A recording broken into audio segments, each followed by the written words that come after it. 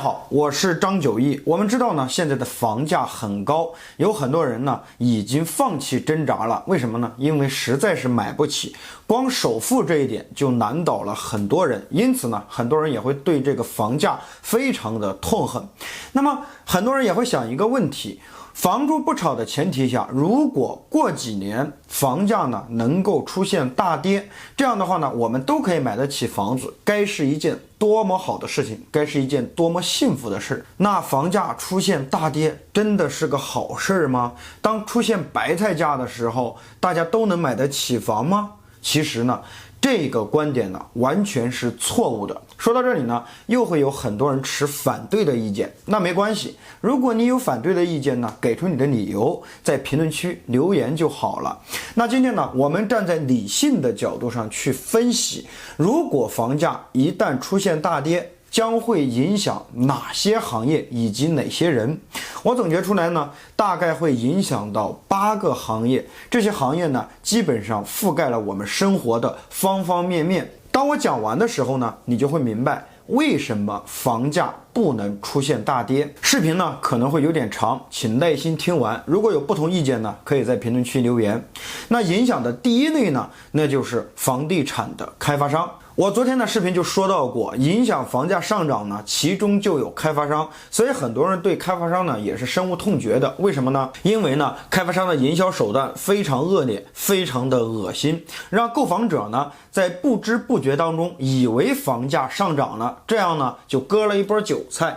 那如果呢房价出现了大跌，那开发商为什么会遭殃呢？我们知道呢，开发商的成本呢有人工、材料，还有呢最主要的就是土地的价格，这些所影响的。而现在土地呢是竞拍制，所以呢土地的成本越来越高，开发商呢没办法，只能通过融资以及呢向银行申请贷款来呢进行经营。其实呢是一个高杠杆的行业，基本上账面上没有多少钱，都是呢处于贷款的阶段。那如果房价出现大跌呢，开发商没有了利润，当然银行的贷款就还不上。银行的贷款还不上呢，开发商已经把房子抵押给了银行，这样呢就会出现几个后果。第一，你买的房子成为了烂尾楼，你的钱套进去了拿不出来，而你又得不到房子，而开发商呢只需要申请破产就可以了。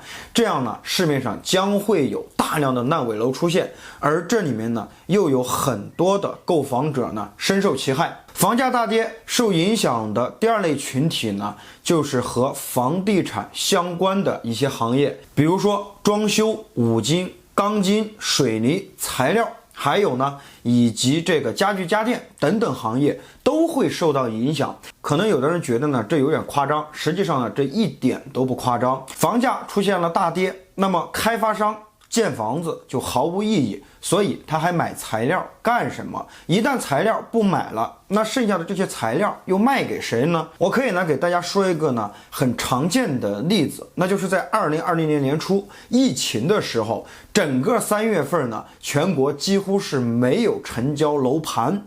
那我们想一想，当疫情结束以后，从去年的整个上半年来看，受影响最大的呢就是装修行业。基本上呢大家都没有接到什么装修，为什么呢？因为房产停工了，跟房产相关的所有行业呢也都会进行停工。不要小看呢这几个行业受影响，我们要看到受影响的这个行业背后有多少人在这里生存，有多少人在这里工作。说白了，这些呢都是实体。那如果这些行业受到了影响，首先就会进行裁员。第三类受影响的呢，那就是刚刚买完房子的人，成了什么呢？成了高位接盘的人。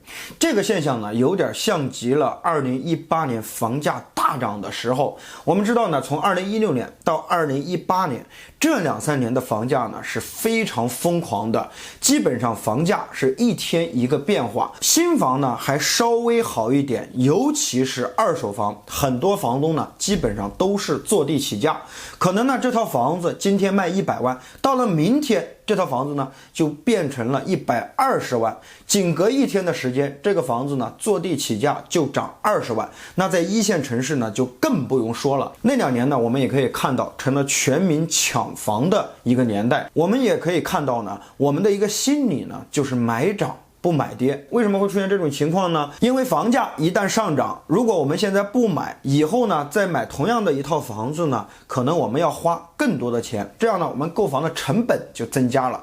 但是如果房价下跌了，为什么我们要观望呢？因为它正在跌，可能呢会有一个底线。我们现在去买呢，都属于是呢接盘者，所以我要看到呢有一个最低点出现，我要抄底，这就是呢我们买房子的一个心理。那如果房价出现大跌呢，对于刚刚买完房子的人来讲呢，是非常非常难受的。为什么呢？因为大多数人买房子呢是需要通过银行贷款的。假如说你花了100万买了一套房子，首付30万，贷款70万，现在这套房子呢出现了大跌，市值呢只值50万了，那也就说明呢你买了这套房子毫无意义，这就会引发一个事故。什么事故呢？会有大量的弃房淡供者出现。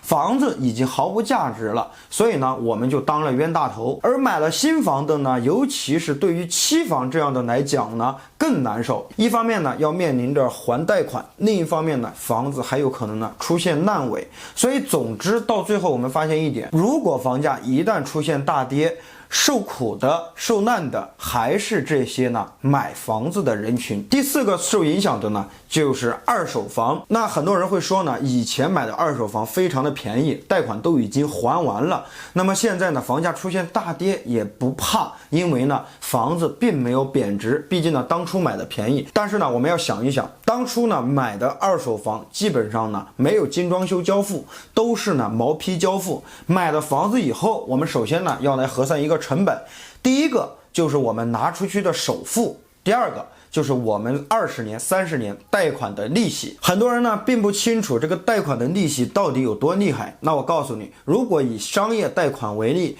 贷款30年，还款的本金和利息差不多是一样多。什么意思呢？比如说我贷款了100万，我分30年还清，那么你30年还清的时候呢，基本上你要还200万，100万的本金，100万的利息，所以这个成本是很高的。再加上呢，买了房子以后呢，还需要装修、家具家电等等，包括这些年的物业费等等，一切的费用都要核算在呢这个房产成本当中。如果房价出现大跌，那基本上呢这个房子呢已经失去了金融属性。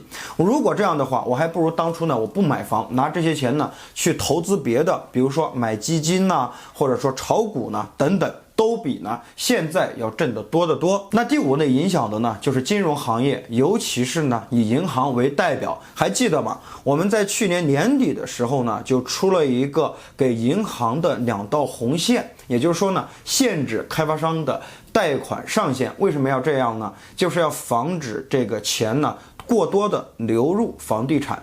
当前呢已经有大量的金钱积累在房地产市场，导致呢现在实体不景气，导致呢经济内循环不好。好了，如果呢这些一旦出现了坏账，前面我们说到开发商呢直接申请破产，把大量的烂尾楼呢留给银行。银行要这些烂尾楼有什么用呢？因为房价出现了大跌，即使呢银行以非常低的价格把这些房子呢往外卖，也卖不出去，因为呢没有人接盘。银行的大部分钱呢都贷给了房地产行业，所以呢就会出现大量的坏账。这些坏账呢直接呢影响到银行的运作。银行会怎么办呢？止损。怎么止损？首先停止呢向购房者发放贷款，有可能呢还会提前回收这些贷款。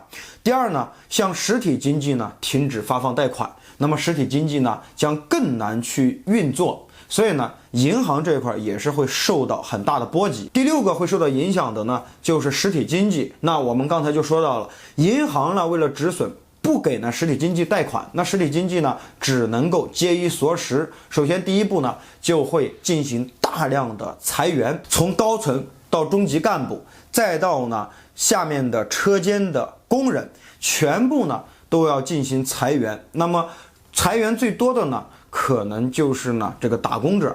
打工者呢，一旦被裁员，首先第一点呢，就失去了这个收入来源；第二点，你的保险就会断交，而且呢，所有的实体都面临着裁员，那么大量的人员失业，都找不到工作，怎么办？连生存都成了问题。那第7个所影响的呢，就是让大家呢又爱又恨的中介。房产中介呢，说白了，以前我就专门讲过一期视频，它呢是没有任何资产的，找一个门面、几张桌子、几台电脑呢，就可以成立一个房产中介公司。